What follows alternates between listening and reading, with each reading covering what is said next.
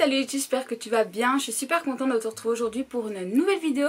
Aujourd'hui une vidéo un peu spéciale que vous m'avez demandé sur Instagram, donc je suis très contente de vous la faire. Donc je vais te dire exactement ce qu'on m'a demandé, comme ça tu seras directement dans le vif du sujet. Ce serait super intéressant que tu en parles sur YouTube de ton rapport au confinement en tant que personne souffrant d'une maladie chronique et devant gérer les aspects de cette maladie et également en parallèle avec l'hyperphagie, ton rapport à la nourriture de manière plus générale quand on est à la maison toute la journée et que la tentation est grande. Écoutez, je trouvais ça super intéressant. En tout cas en Belgique, à l'heure où je vous parle, on est en plein déconfinement, mais on sait tous qu'il y a un risque qu'on se retrouve à nouveau confiné, sans compter que si ça devient quelque chose d'assez viral, tant qu'on n'aura pas de vaccin, on risque d'être confiné à chaque fois que le coronavirus aura envie de revenir. Et encore, on ne sait pas si dans un mois on va pas nous dire « Eh les gars, retour en confinement, vous avez fait de la merde parce que personne n'a porté des masques, personne n'a fait gaffe, et donc ce sera tout le monde retour maison ». Donc, j'ai pas écrit cette vidéo, mais comme d'habitude, j'ai envie de dire quand est-ce que je vais écrire une vidéo. J'aimerais bien savoir à quel moment de ma vie je vais commencer à écrire mes vidéos pour pas dire de la merde. Bon, let's go. Donc la première partie, c'était... Ce que je vais faire, c'est que je vais vous mettre quelque part ici en bas un minuteur où je commence quoi. Donc il y aura pour la partie maladie chronique et TCA. Voilà, comme ça, si vous êtes plus là pour tout ce qui est par rapport à la nourriture, TCA, etc., vous pouvez directement y aller. Et si c'est pour la maladie chronique, eh bien c'est maintenant qu'on va en parler. Et si vous voulez regarder les deux, eh bien je vous laisse regarder la totalité de la vidéo. Ça me fera grave plaisir. Donc on va parler tout de suite du rapport avec la maladie et ses... Donc on va parler du rapport avec ma maladie, avec une maladie chronique en général et tous les aspects de cette maladie par rapport au coronavirus et au confinement surtout. Donc il faut savoir, donc si vous ne le savez pas encore, j'ai une maladie chronique qui s'appelle maladie de Crohn. C'est une maladie qui vient s'attaquer principalement aux intestins, même si beaucoup pensent que ce n'est que les intestins, alors que non. Je peux vous dire que dans mon cas, ça atteint l'anus, l'intestin, l'estomac, la gorge et la bouche. Donc voilà, quand je fais une crise, ce n'est pas juste de la diarrhée malheureusement, j'aimerais bien mais ce n'est pas le cas. Et dans mon cas, elle a failli me tuer 3 fois en quelques années. Donc, comment vous expliquer ça? Donc pendant le confinement, il y a deux types de personnes. Les personnes qui vont être très angoissées par tout ça, très angoissées par le Covid, par cet aspect de confinement, de devoir rester chez soi, d'avoir peur. Et de l'autre, comme moi, qui s'en battent un peu les couilles quoi. Je reste chez moi, c'est pas un problème, j'adore rester chez moi. La maladie me fait pas plus peur que ça parce que j'en ai déjà une, que j'ai déjà souffert de ouf. Et de l'autre côté, je n'ai pas non plus peur de la mort. Donc moi, si je viens choper et que je meurs, c'est pas grave. Moi, j'en ai pas peur. Si je dois partir maintenant, c'est que c'est mon heure, point. C'est que la Terre aura décidé que c'est à mon tour de partir. Point barre. Moi, je crois pas en Dieu, tout ça. Par contre, moi, je crois que c'est la nature qui décide pour nous. Et que le jour où on en aura marre, qu'on continue de proliférer à ce point, eh bien elle nous dira fuck you bitch et elle nous tirera tous en quelques secondes chrono. Et croyez-moi, alors là, les capacités, les ouragans et tout ça, c'est pas fait par les couilles du pape. Et donc vu que moi j'ai pas peur, eh bien je me sens très bien. Il faut savoir que moi, dès que je commence à angoisser, dès que je commence à être très nerveuse ou que je suis vraiment dans un vraiment très mauvais mood, j'ai ma maladie qui va venir faire coucou. C'est toujours très sympathique hein, parce que je suis une angoissée, quand je vous dis angoissée de la vie, c'est pas pour faire genre, il n'y a pas un jour où je n'ai pas un moment dans ma journée où je suis pas bien, stressée, angoissée, où je pense au pire, c'est tous les jours. Je suis stressée de nature, je n'en peux rien, un moindre truc me stresse, le seul truc qui me stresse pas c'est de conduire ou de manger. Quoique, on va en reparler. Et donc, moi je vis très bien ce confinement avec ma maladie. Le seul hic que j'ai envie de dire, c'est par exemple, moi j'ai des traitements à faire. Donc j'ai mes cachets à prendre, donc tous les jours, 2 fois par jour. Et à côté de ça, j'ai un traitement à l'hôpital, donc par intraveineuse. Hein. J'en ai déjà parlé dans un de mes derniers vlogs d'ailleurs. Où là, c'est tous les 2 mois. Là par exemple, alors je vous parle, je suis censée le faire mardi prochain. Donc le 12 mai. Pauvre chérie, c'est son anniversaire, encore une fois je suis à l'hôpital. Le pauvre, à chaque fois que c'est son anniversaire, je suis à l'hôpital. Yes. Donc, je suis censée aller faire mon traitement. Je ne sais absolument pas comment ça va se passer à l'heure actuelle. Je vous avoue que je ne sais même pas si je vais pouvoir aller le faire. Normalement, oui, je suppose. Écoutez, je verrai bien. Je verrai bien en arrivant là-bas, finalement. Là, j'ai essayé d'appeler, mais ça n'a pas marché. Donc, je vais réessayer d'appeler demain. Parce que même le samedi, c'est ouvert. Hein, donc, voilà. Et voilà, c'est le seul truc qui me stresse, c'est me dire et si je peux pas faire mon traitement. Vous vous doutez que si je ne fais pas mon traitement, il y a des gros risques que ma maladie revienne en mode hey. En fait là pour l'instant mon traitement c'est la seule chose qui arrive à stabiliser ma maladie. Me dire que je ne peux pas faire mon traitement, ça m'angoisse un petit peu, même si le traitement a des effets néfastes sur moi. Et d'ailleurs je dois voir mon médecin à cause de ça, parce qu'il a des gros effets néfastes sur moi, sur mes dents d'ailleurs, je vous en ai parlé sur Instagram, et ça commence à me peser, voilà. Et sinon, voilà, maintenant vous avez d'autres personnes, et je ne veux pas parler au nom des autres, parce que je ne connais pas leur rapport par rapport à tout ça, mais je pense que les personnes qui sont très angoissées par rapport au Covid, etc., ça ne doit pas être un moment facile, parce qu'il faut savoir que tout ce qui est stress, angoisse joue énormément sur la maladie. Elle peut te la réactiver en quelques secondes, imaginons elle dormait depuis quelques mois, elle peut revenir en un claquement de doigts, et ça peut être très violent. Donc je pense que ces personnes-là ont plus de difficultés à gérer le confinement et aussi leur maladie automatiquement. Et je pense aussi aux personnes qui sont en pleine crise en ce moment même et qui ne peuvent pas être pris en charge par les hôpitaux parce qu'ils sont pleins. Vraiment je pense à eux parce que ce n'est pas facile, donc ils doivent sûrement voir les soins à la maison, voire pas de soins du tout.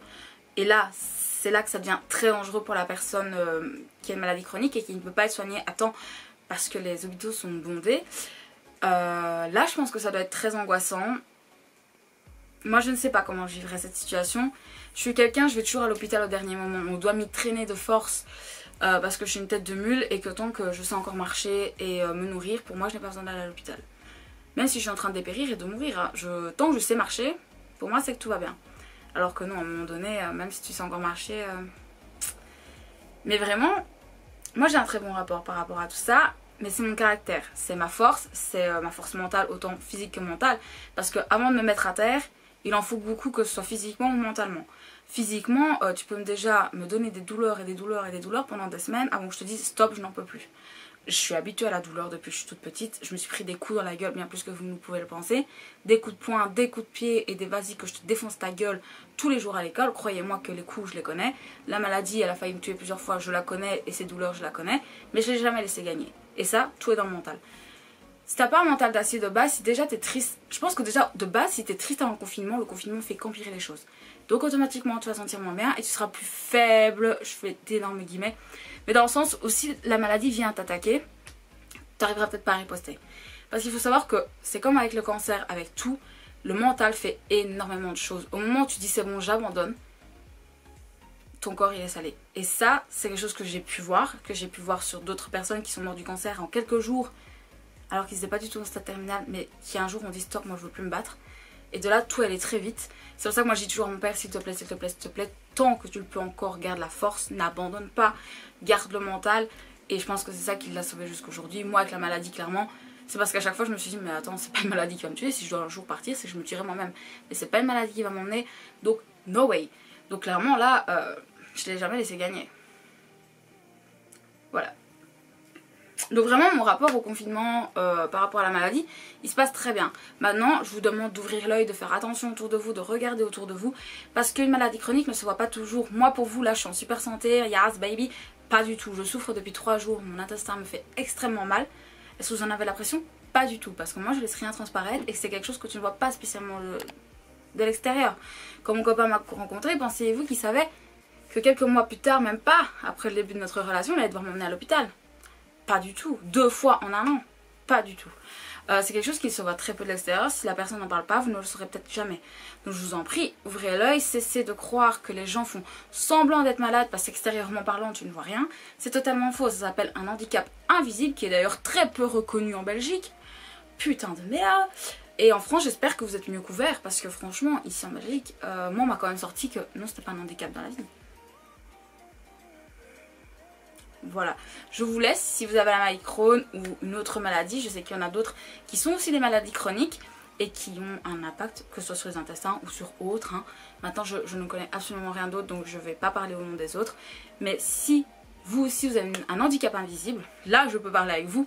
N'hésitez pas à me dire en commentaire et dites-moi un peu d'où vous venez, si vous venez de Belgique ou de France. Et dans ce cas-là, comment vous êtes reconnu? Est-ce qu'on reconnaît votre maladie en tant qu'un handicap ou pas? Moi, on m'a clairement dit que non. Yes. Donc maintenant je pense que ça suffit pour parler du Crohn parce que je n'ai rien de plus à vous dire malheureusement. Je sais que vous attendiez sûrement un grand blablabla de ma part, mais pas du tout parce que moi je vis très bien mon confinement et je vis très bien avec ma maladie. J'ai appris à la connaître et le seul conseil peut-être que je peux vous donner, c'est d'accepter votre maladie. Tant que vous l'accepterez pas et que vous serez en colère contre vous, contre votre corps ou la maladie, vous n'arriverez jamais à faire osmose. Moi je l'ai accepté très vite. À un moment donné j'ai dit écoute meuf, tant pis, basta quoi. Salut, moi c'est Crohn hein. Salut moi c'est Mew, salut moi c'est Crohn, soyons amis. On est devenus amis, il me fait chier, bah, je le fais chier en retour. Et c'est comme ça, clairement à un moment donné vous devez l'accepter parce que ce sera la vie. Sachez, pour ceux qui ne le savent peut-être pas, la maladie Crohn ne se soigne pas. On ne peut pas soigner la maladie Crohn, on peut juste essayer de la mettre en sommeil. Moi elle est en sommeil 1 mois sur 2 hein. Donc les médecins ils sont trop happy parce que mon traitement marche sur moi. Ce qui veut dire que je n'ai plus de grosses crises, mais il y a parfois où dans mes prises de sang on voit le pic d'inflammation qui remonte et là les médecins sont no, et ils paniquent parce qu'ils savent très bien que la prochaine fois, vu comme mon intestin est encore abîmé, que mon estomac est encore abîmé par la dernière crise, sortez les poches de sang, on va en avoir besoin. Je sais plus ce que je disais. Donc acceptez votre maladie et essayez surtout d'être zen, surtout en cette période de confinement, mais aussi je sais que le déconfinement va énormément stresser des gens. S'il vous plaît, essayez de, comment on pourrait dire ça, de garder un certain recul par rapport à tout ça et pensez à votre gueule en fait. Pensez à votre gueule et vous allez voir que ça va vous soulager un petit peu. Juste, ça va pas effacer tous vos stress parce que si vous êtes stressé c'est que vous avez d'autres problèmes que votre Crohn, qu'on s'entende. Et donc automatiquement bah, y a toujours quelque chose, un facteur qui vient un peu vous mettre dans la merde. Mais si vous voulez essayer de vous soulager, de vous détendre et de penser à autre chose que tout ce qui est confinement, déconfinement en ce moment. Surtout si vous sentez une crise approcher, parce que souvent on la sent, essayez d'enrayer les choses. Vous voyez ce que je veux dire, que d'annuler l'amorçage et vite, en tout simplement abandonnant tout ce qui est autour de vous, en vous recentrant sur vous et votre corps, en vous apaisant. Et je vous garantis que parfois, juste de faire ça, ça empêche des crises. Et vous pouvez me croire, ces 6 derniers mois, j'ai dû le faire plus d'une fois. Donc maintenant on va partir sur les TCA, sur l'hyperphagie, vu que moi je n'ai pas d'autres TCA, donc je ne peux pas parler au nom ni des personnes qui sont boulimiques ou qui sont anorexiques.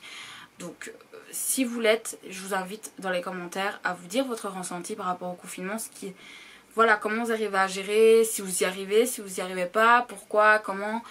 Vraiment, si vous avez besoin de vous lâcher, les commentaires ils sont là pour ça. Allez-y, je vous lirai avec plaisir et je vous répondrai avec plaisir bien entendu. Donc mon rapport au confinement avec l'hyperphagie, ce besoin de nourriture, mais aussi comment calmer ses pulsions, comment contrôler ses pulsions quand on est à la maison et que tout est à portée de main, très difficile.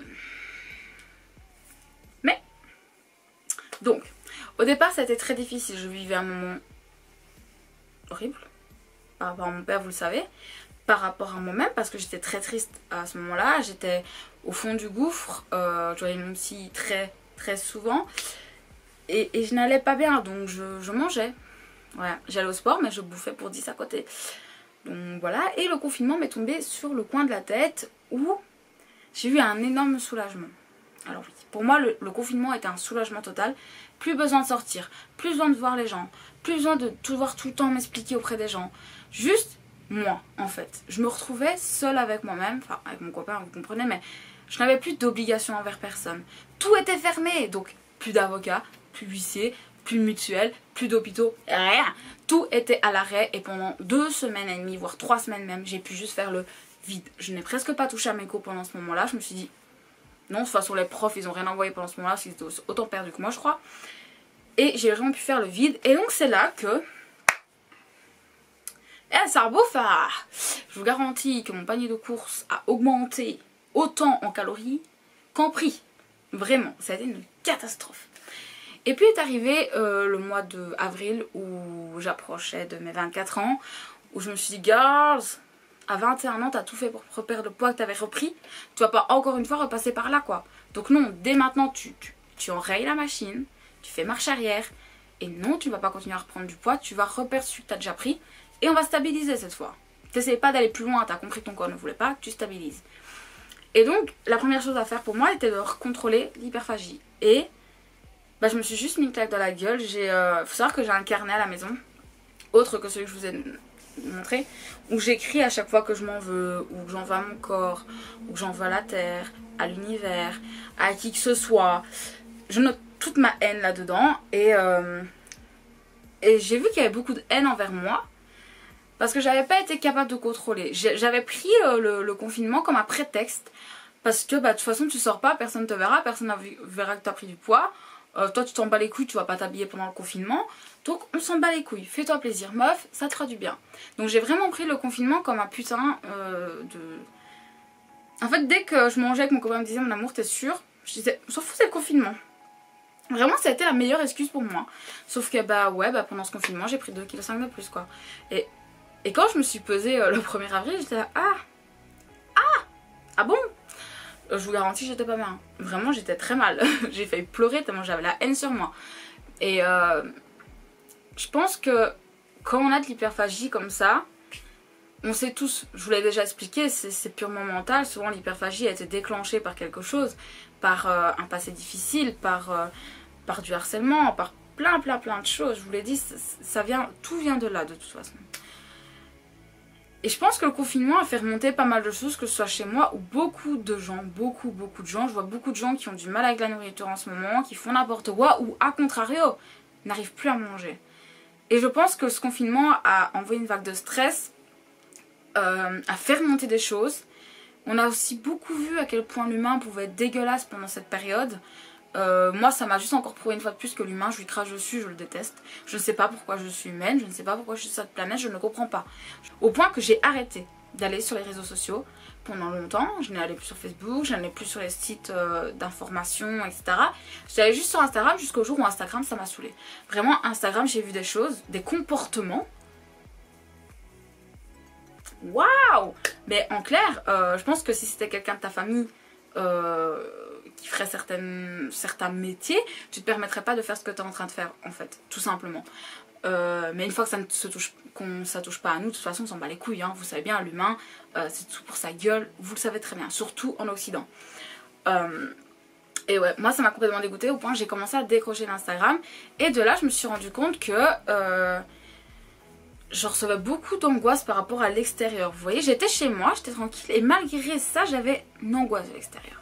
J'ai supprimé cette angoisse en disant moi je suis droite dans mes bottes, je sais que moi je n'aurais fait de mal à personne, je n'aurais pas transmis le virus à quelqu'un, je n'aurais pas mis en danger quelqu'un, que ce soit un livreur, que ce soit un travailleur ou que ce soit qui que ce soit, j'aurais mis en danger personne. Donc j'ai ma conscience tranquille pour moi-même, je peux arrêter d'angoisser. Et de là, bam, tout s'est arrêté. L'hyperphagie m'a regardée, elle s'est dit ok, on se revoit bientôt et elle est partie. Attention, qu'il y a des jours comme aujourd'hui où j'ai juste envie de bouffer de la merde. Ce soir je suis censée manger du poisson. J'ai envie de manger du poisson. Pas du tout, mon corps me dit pizza, burger, fricandelle, frites, machin, nan. Non. Et depuis tout à l'heure, croyez-moi, je dois me forcer parce que là j'ai envie d'aller chercher du chocolat. Mais non, à 4h je mangerai un fruit, je ne sais pas encore lequel, mais un fruit. C'est très dur. Et encore plus pendant ce confinement où t'as tout qui est sous le nez. Moi normalement je suis quelqu'un, je suis tout le temps partie. Hein. Soit je suis en cours, soit je suis chez mon père, soit chez ma mère, soit je suis dans les bois en train de me promener, soit je suis en train de faire ci, soit je suis en train de faire là. Bon attendez, je crois que je me suis perdue dans mon explication. De base ce que je voulais dire c'est qu'au 1er mai j'ai réussi à dire stop. Tout simplement parce que j'ai éliminé tout ce stress. Mais que c'est très dur quand t'es à la maison et que t'as envie de tout ce qu'il y a chez toi. Parce que même si tu fais attention à ce que tu manges, que tu ne rentres plus dans l'hyperphagie, tout humain a du sucré ou du gras chez soi. Celui qui me dit ah non moi je mange jamais de gâteau, eh ben je suis triste pour toi, vraiment. Je suis désolée mais moi je pourrais pas. Hein. Et donc bah là directement t'as plus envie d'aller vers ton armoire ou de manger après 22h.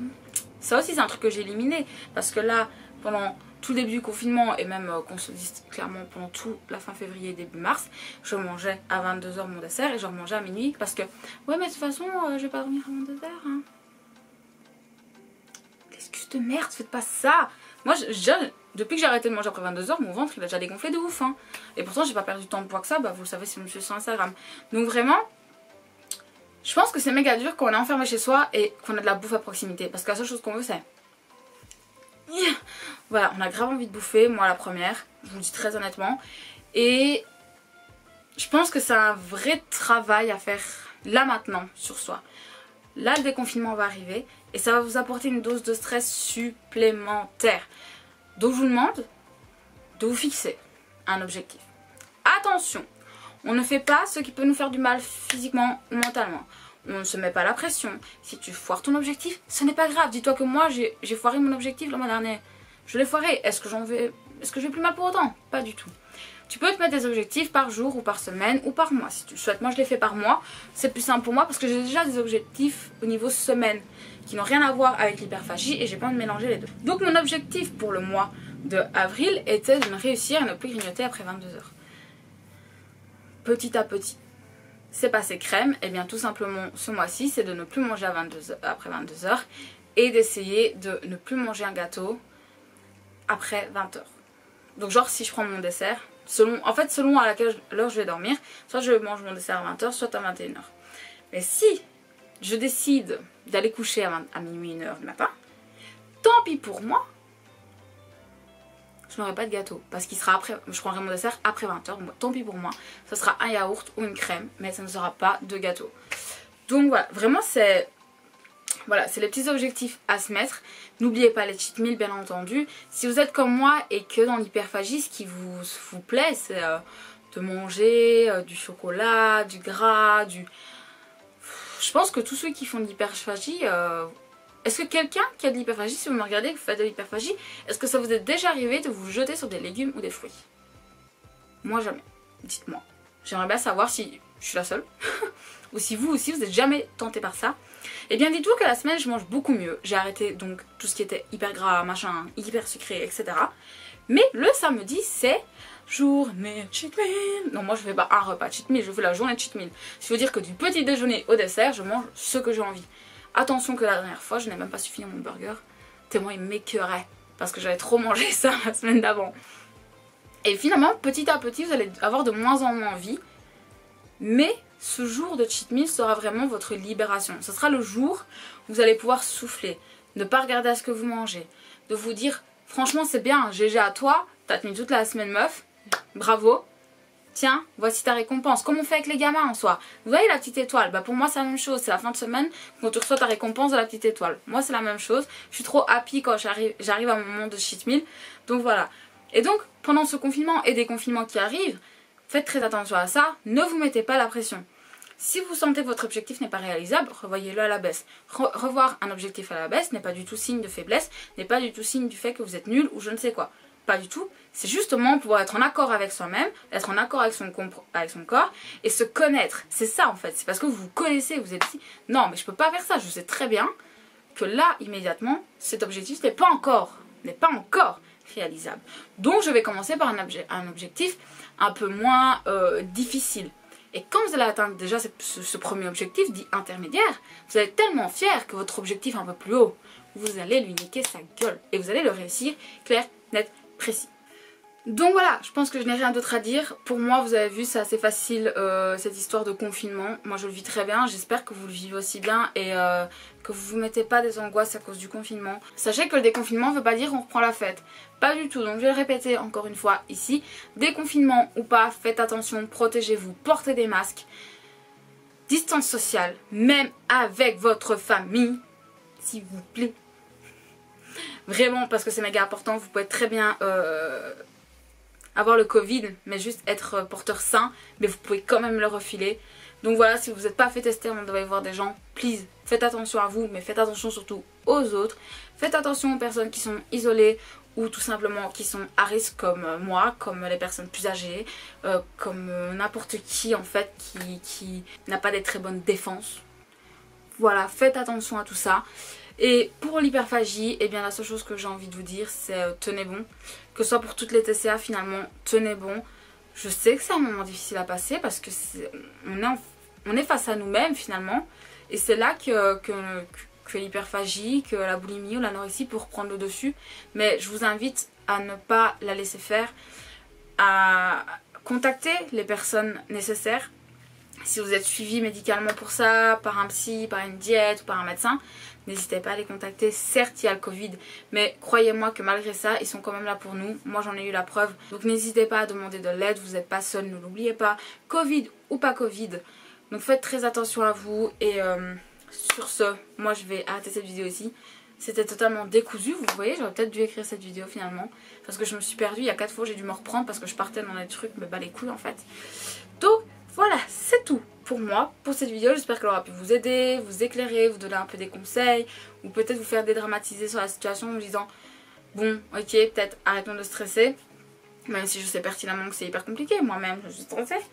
Mais vraiment, faites attention à vous, c'est la seule chose qui compte à l'heure actuelle, c'est vous en fait. Voilà.